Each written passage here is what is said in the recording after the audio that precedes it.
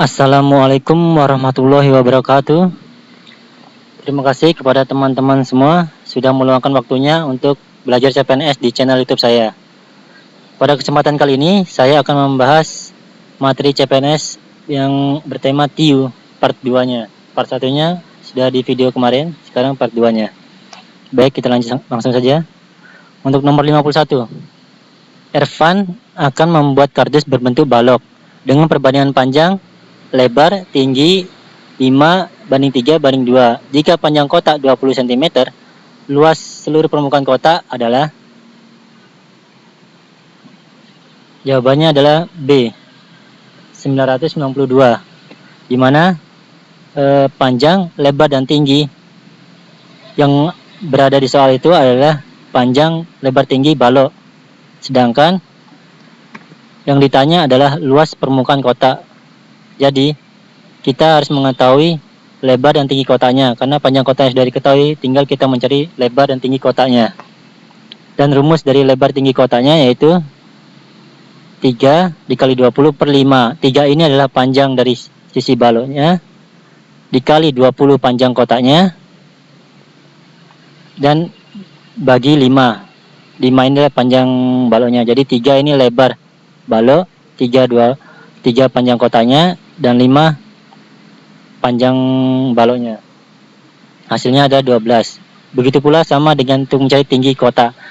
Untuk mencari tinggi kotak, sama dengan tinggi baloknya dulu berapa? 2 dikali panjang kotaknya 20 per panjang baloknya 5. Hasilnya 8 cm. Kemudian rumus untuk mencari luas permukaan kotak yaitu 2 dikali panjang kali lebar ditambah panjang kali tinggi ditambah lebar kali tinggi. Jadi jawabannya adalah 992 cm kuadrat. Kemudian lanjut soal nomor 52. Sebuah segitiga siki-siku memiliki luas 240 cm kuadrat. Diketahui panjang salah satu si penyikunya adalah 30 cm. Kelilingnya adalah, jawabannya adalah E, 80 cm. Jadi di sini saya sudah menggambarkan segitiga siku-sikunya, di mana ada segitiga siku, ada alas, tinggi, dan sisi miring. Karena yang diketahui hanya alasnya saja 30 cm dan luasnya, sementara yang ditanya adalah kelilingnya, maka untuk mencari tingginya, rumusnya adalah luas alas sama dengan setengah dikali alas kali tinggi. Luas segitiga siku ada 240, dikali setengah dikali 30 adalah alasnya, dan dikali tinggi. Hasilnya adalah 16. Ketemu tingginya 16. Setelah ketemu alas dan tingginya, kita mencari sisi miringnya. Sisi miringnya rumusnya sendiri adalah akar alas kuadrat ditambah tinggi kuadrat. Maaf. Oke, baik. Sekarang saya lanjutkan, dimana kemudian hasil sisi miringnya adalah 34 cm. Sehingga karena sudah kita cari semuanya, tinggal mencari rumus kelilingnya. Kelilingnya adalah sama dengan sisi alas ditambah sisi tinggi ditambah sisi miringnya. Hasilnya adalah 80 cm. Kemudian lanjut soal nomor 53. Jumlah 10 suku pertama deret 1, 6, 11, 16 adalah, jawabannya adalah C, 235. Rumus untuk mencari deret adalah Sn sama dengan N per 2 dalam kurung 2A ditambah N kurang 1 dikali B. Jadi 10 itu adalah N-nya, dan A-nya adalah suku pertama dari deret tersebut, yaitu 1. Dan B-nya adalah bedanya atau selisihnya di setiap angka, seperti 6 kurang 1 ada 5, 11 kurang 6 5, dan 16 kurang 11 5. Jadi bedanya ada 5, B-nya 5. Kemudian rumusnya masukkan ke rumus, jadi 10 per 2 dalam kurung 2 kali 1 ditambah 10 kurang 1 kali 5, dan hasilnya adalah 235. Jadi teman-teman sekalian harus ingat rumus untuk deret, yaitu Sn sama dengan N per 2 dalam kurung 2 kali A ditambah N kurang 1 dikali B. Baik, lanjut ke soal nomor 54. Dalam seleksi penerimaan tes CPNS, semua peserta mengikuti tes SKD dan SKB, dan yang lulus CPNS adalah yang lulus keduanya. Sebanyak 256 peserta lulus SKD dan sebanyak 182 peserta lulus SKB. Jika banyaknya peserta yang lulus CPNS ada 124, maka banyak peserta tes adalah, jawabannya adalah B. Jadi 256 ini adalah kita bisa simbolkan sebagai N dalam kurung A, dan 182 ini NB-nya, dan 124 adalah N, A, dan B. Setelah itu, rumus untuk mencari peserta yang lulus adalah N dalam kurung A ditambah N dalam kurung B dikurang N dalam kurung A dan B. Hasilnya 314. Lanjut, soal nomor 55. Adi dan Tony mengikuti ujian. Adi selesai lebih dulu dan langsung pulang pada pukul 13.36. Tony pulang pukul 13.46 searah dengan Adi. Adi berjalan dengan kecepatan 12 km per jam dan Tony berjalan dengan kecepatan 18 km per jam. Jarak rumah Adi dan Tony dari sekolah masing-masing 9 dan 10 km. Pukul berapa Tony menyusul Adi? Jawabannya adalah A, pukul 14.06. Sini kita bisa lihat bahwa yang pertama kita lakukan menghitung waktu dari Tony, di mana waktunya rumusnya waktu Adi atau TAD dikurang 10 menit. 10 menit ini diambil dari sini. 13.46 dikurang 13.36. Jadi selisihnya adalah 10 menit. Dapatkan 10 menit. Kemudian kita mencari kecepatan. Untuk mencari kecepatan Tony yaitu 18 km per jam sama dengan 18 km per 60. Kita rubah ke dalam menit. Karena 1 jam adalah 60 menit, jadi dibaginya 60. Sehingga hasilnya 0,3 km per menit. Begitu pula dengan kecepatan Adi, yaitu 12 km per 60 menit, hasilnya 0,2 km per menit. Kemudian kita cari jarak. Jadi jarak, kemudian kita cari jaraknya, jarak Adi sama dengan jarak Tony. Rumus jarak itu adalah kecepatan dikali waktu. Jadi karena kita sudah mengetahui kecepatan dan waktunya masing-masing orang, sehingga kita bisa mengetahui kecepatan Adi 0,2 dikali TAD, kemudian 0,3 dikali dalam kurung TAD kurang 10 menit. Jadi waktu Tony ini kita dapat dari rumus ini. TAD dikurang 10 menit. Kemudian TAD 3 menit dibagi 0,3 kurang 0,2 hasilnya 30 menit. Kemudian Tony akan menyusul Adi setelah 30 menit dari Adi pulang. Adi pulang itu jam 13.36 ditambah 30 menit. Jadi hasilnya 14.06. Lanjut soal berikutnya yaitu nomor 56. Beberapa benda yang memuai adalah logam. Semua logam adalah benda padat. Jawabannya adalah C. Beberapa benda padat dapat memuai. Jadi kita memakai rumus premis partikular, atau itu premis partikular itu artinya beberapa atau sebagian. Karena salah satu premis partikular, maka kesimpulannya juga partikular. Sehingga kesimpulannya itu harus ada beberapa atau sebagian. Intinya itu. Jadi inti rumus dari partikular itu harus kesimpulannya harus juga partikular, yaitu beberapa dan sebagian. Sehingga kita bisa lihat jawabannya di sini adalah hanya C yang ada rumus partikularnya itu beberapa benda padat dapat memuai. Oke, lanjut soal nomor 57. Semua anak pandai bernyanyi. Sebagian anak pandai memainkan gitar. Sebagian anak yang bermain gitar juga pandai meniup suling. Jawabannya adalah E. Sama seperti nomor 56 tadi, bahwa kita memakai rumus premis partikular. Sehingga kesimpulannya harus memakai partikular juga, yaitu ada sebagian. Sehingga jawaban yang benar adalah sebagian anak pandai bernyanyi, bermain gitar, dan meniup suling. Lanjut, soal nomor 58. Tidak semua sarjana pandai lolos ujian PNS. Semua sarjana yang bodoh tidak lolos ujian CPNS. Tidak semua sarjana yang pandai selalu mempunyai ijazah yang lebih baik daripada yang bodoh. Purdi mempunyai nilai ijazah yang lebih buruk daripada Alan. Jawabannya adalah C. Jadi bisa dilihat bahwa yang tadi kalau kita menjawab A, opsi A, Alan lebih pandai daripada Purdi, itu salah karena berlawan dengan premis 3. Bisa dilihat.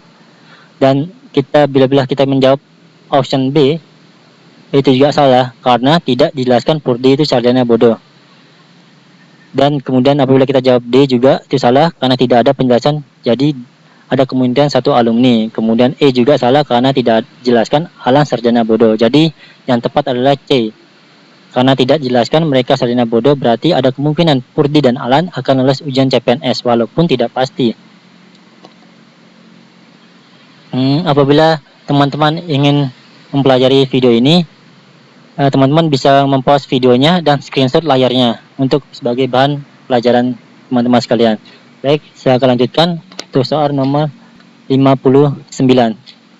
Converse dari pernyataan jika lolos passing grade SKD maka bisa mengikuti SKB adalah, jawabannya adalah D. Jika mengikuti SKB maka lolos passing grade SKD. Tadi ingat converse itu adalah kebalikan.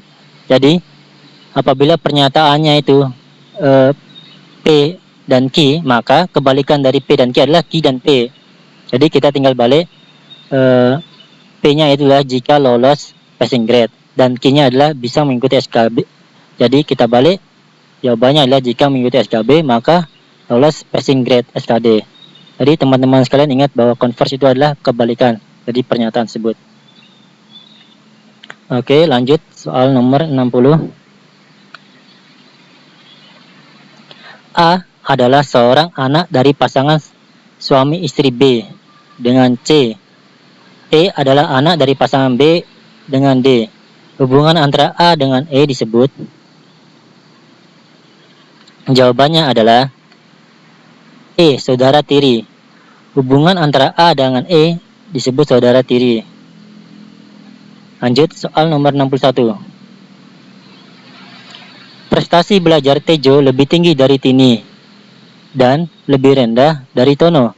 Prestasi belajar Sinta lebih rendah dari Tejo, tetapi lebih tinggi dari Tini. Sedangkan prestasi belajar Dono lebih tinggi dari Tini dan Sinta. Apabila dipilih dari 3 orang yang memiliki prestasi terbaik, yang dipilih adalah, jawabannya adalah D. Jadi bisa dilihat bahwa sini ada keterangan lebih dari ini maksudnya adalah lebih tinggi. Jadi Tejo lebih tinggi dari Tani. Apakah benar? Ya, kita bisa lihat di sini soalnya Tejo lebih tinggi dari Tini. Benar.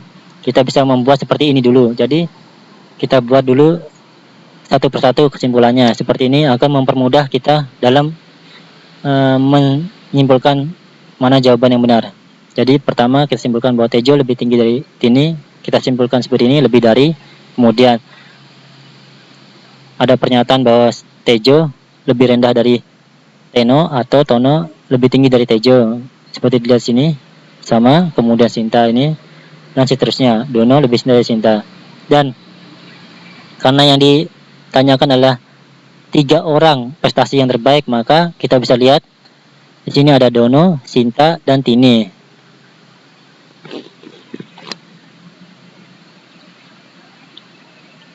Nih, Dono, Tono, dan Tejo. Baik, selanjutnya nomor 62.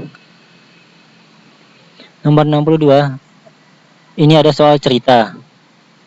Di soal cerita sini nanti akan ada pernyataan-pernyataan seperti ini. Irwan akan mencalonkan diri, kemudian Cendana hanya ini, dan ini pernyataannya sesuai dengan ini, dengan berhubungan dengan soal di atas.